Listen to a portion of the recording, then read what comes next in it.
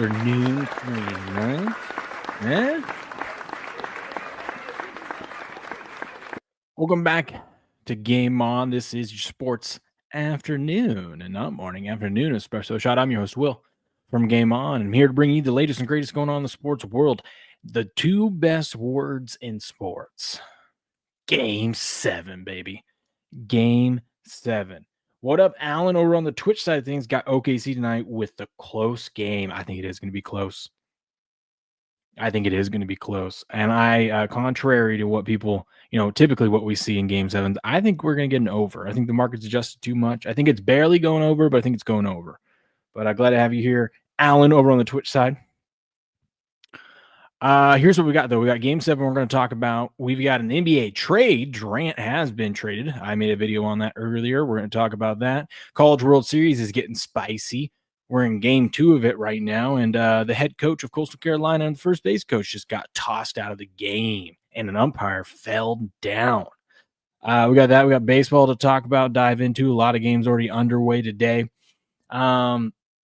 There's been some other – what was some of the other sports? Hold on. I got to refresh my memory.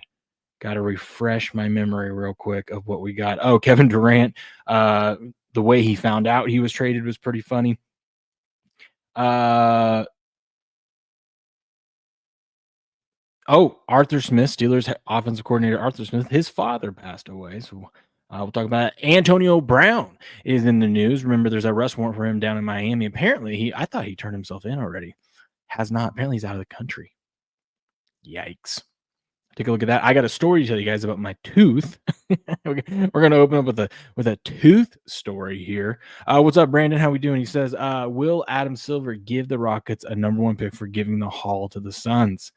I don't think so, because I don't think it benefits anyone.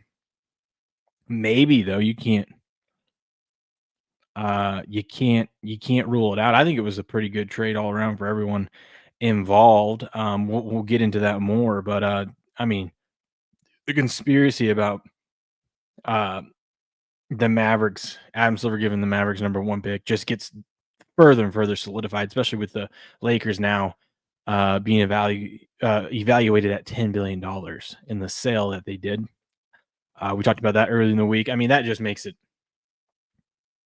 I mean, come on, right? You know that the Lakers went out. You're going to trade Luka for a bag of peanuts, right? An old washed up AD. He's still got a couple years left in him, but still, I mean, you got nothing for Luka. Luka's now in LA. Sorry, I had to sneeze.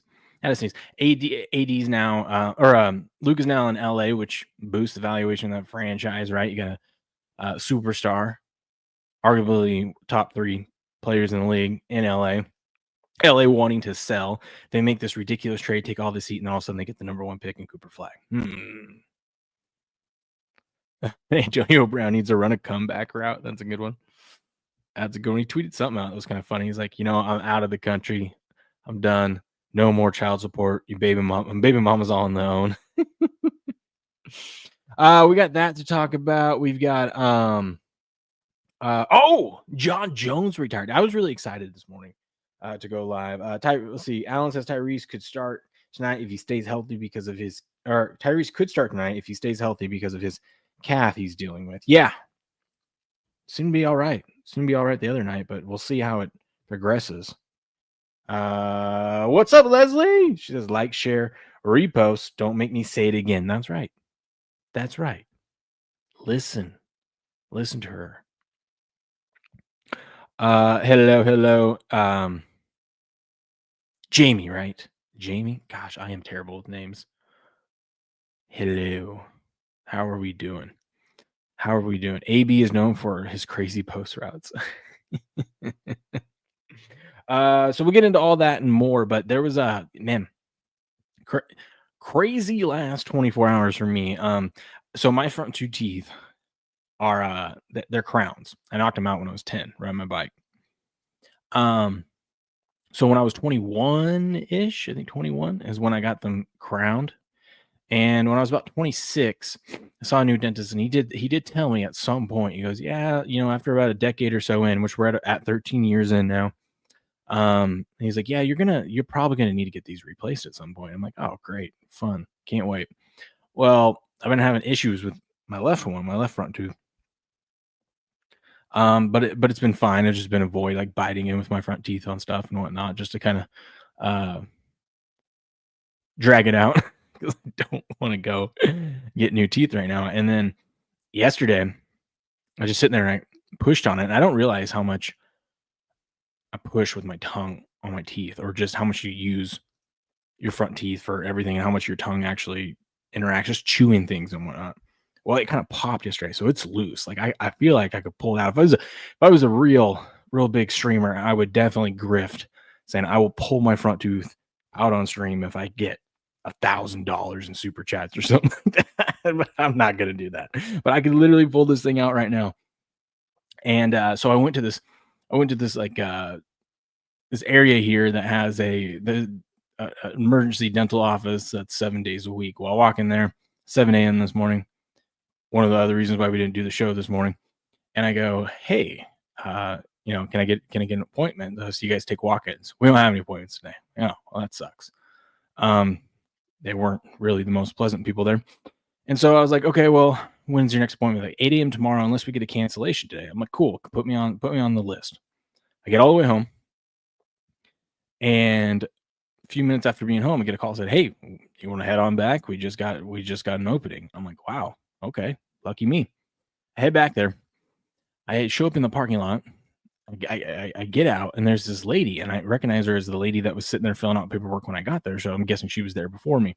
She was the appointment before me, and she waited in the parking lot to let me know not to go to this place, that they are terrible. And so I go, "Huh, okay." And I looked up some of the reviews on this place, and there's stuff about like surprise bills and like screwing people over and stuff like that. And I'm like, okay, I really don't want to pay. And that's what she was telling me too. She's like, they couldn't even fix my chip tooth. They tried giving me all these drugs to go fill and want to refer me out for a single chip tooth. And then they still want to bill me for being seen for 10 minutes. And I'm like, that sucks. I'm like, I don't really want to overpay for something, but I'd be fine if I knew I was getting high quality stuff and getting my tooth taken care of. I just didn't have a good feeling about it. And so a lot of the reviews were like that. I was like, am I really going to go on a Sunday morning into a dental shop, the only one that's open in the area? And I'm like, no. So I canceled my appointment. I didn't end up going in. My tooth still feels like it's going to fall out. And I'm going to try tomorrow. Hopefully at a better dental area. All they got to do, really, because it's still intact, is just we rip that thing out. Hopefully it's not decayed or anything like that, and they just kind of clean everything up and shove that thing back up in there. So that's best case scenario. So I'm hoping for that tomorrow. But it's weird talking. I can feel my tooth moving when I'm talking. It's hard to eat anything. I don't really want to eat. It's hard to drink anything. But yeah, that was my morning. That was my morning. My left front tooth, that was a banger of a song as a kid, said Amish Zaku. I'm not familiar with that one, but I'm living it right now. Always trust your gut feeling. Always tough to find a good dental office. Yeah, that's the other thing too. I loved my dentist back where I used to live. We moved here 2 years ago, up here in Post Falls, Idaho. And yeah, it was just like the big sign to me was, yeah, maybe that lady just had a bad experience, but who waits?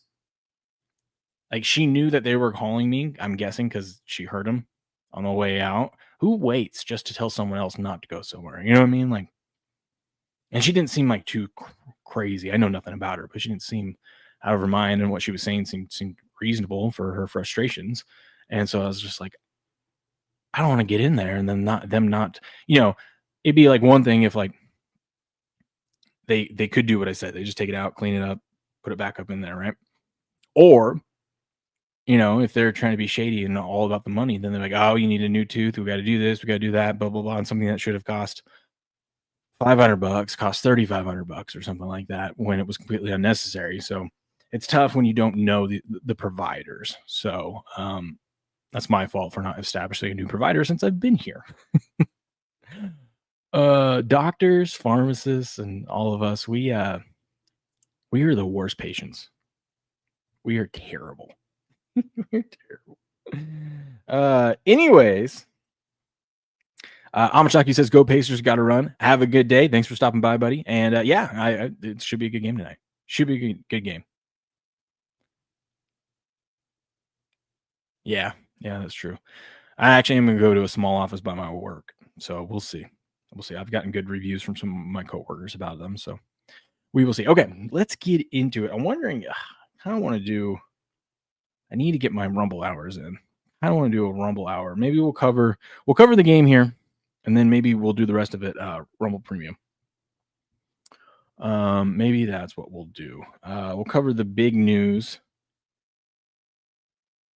or the big story for today, which is of course NBA game files of NBA game 7 of the finals. There we go.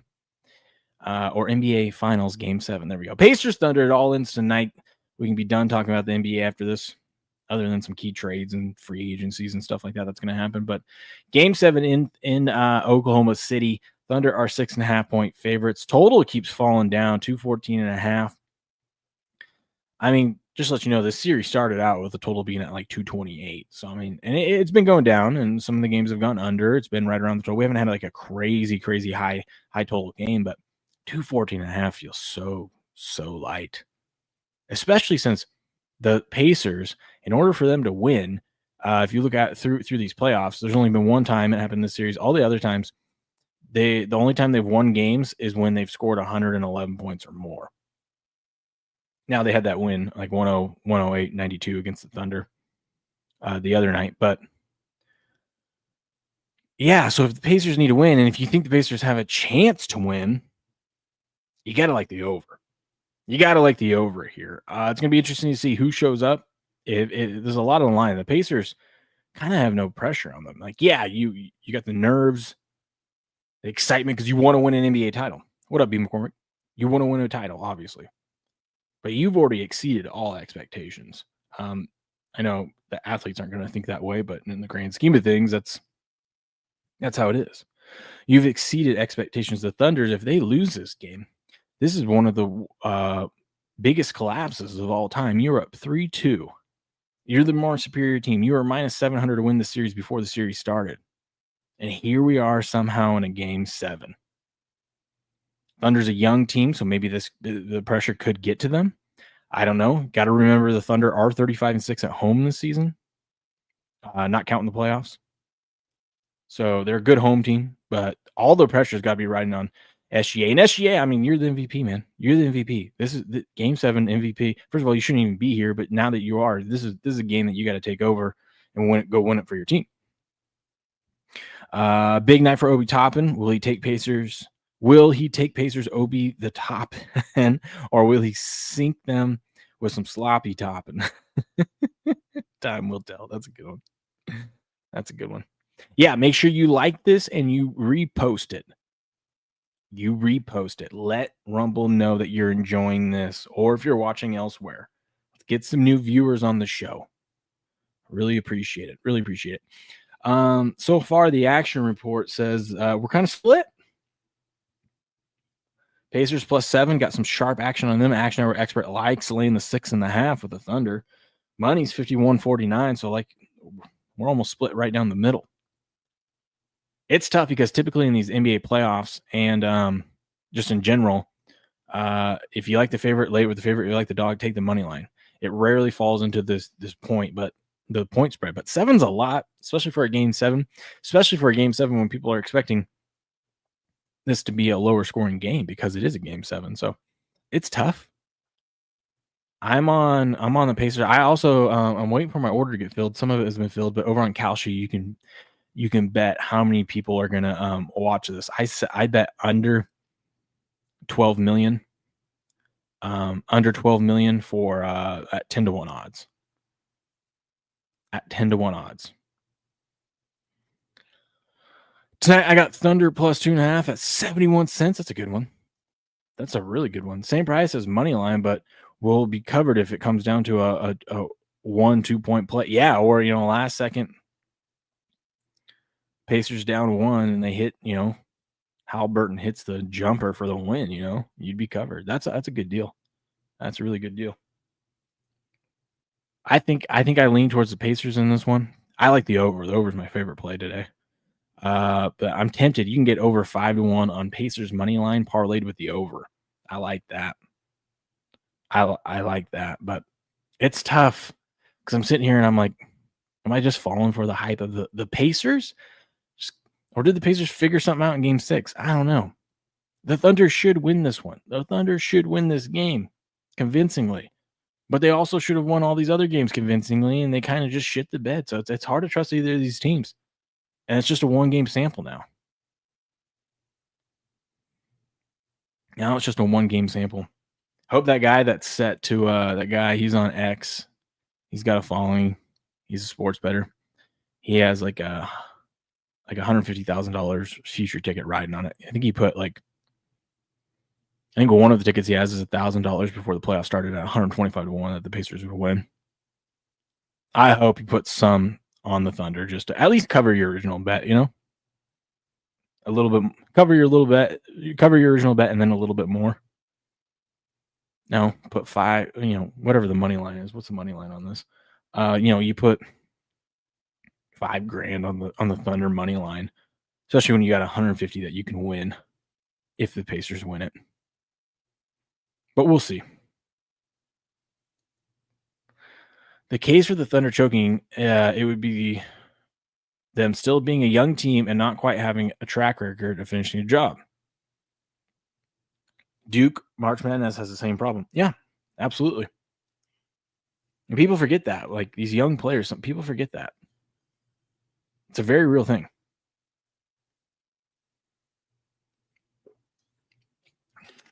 It's a very, very real thing. So that's what we got. NBA Finals tonight. I don't have crazy props. I don't want to go. One of the worst things people could, sports bettors can make is going crazy just because there's one game left. Like people that go crazy in the Super Bowl. Super Bowl is fun because there's a bunch of different props and whatnot. But like this is Game 7, last NBA game, last real betting we have other than baseball for a while, maybe some soccer and stuff like that. But you're a casual bettor, and people end up going crazy trying to do a bunch of different props, same game parlays and whatnot. Sometimes it's better just to sit it out. You had the whole playoffs to make your bets, So I don't really feel strong either way. I like the over. Probably just gonna root on that. I might take a little sprinkle on Pacers money line in the over just to have something fun to root for. Whereas the Thunder have lost 3 out of 7, though they are on 2 now. Yes. Indeed. It's gonna be very interesting. Let me kick things off here. We're gonna get getting YouTube off of here. Goodbye, YouTube.